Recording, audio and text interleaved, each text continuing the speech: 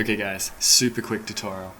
I was in Audition and the file just wasn't playing, and I pressed this play button here as many times as I could and nothing would happen. I pressed spacebar and nothing would happen.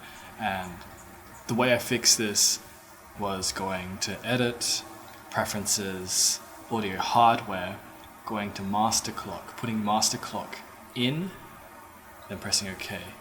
Then going to Edit, same place, Preferences, Audio Hardware, Master Clock out, OK.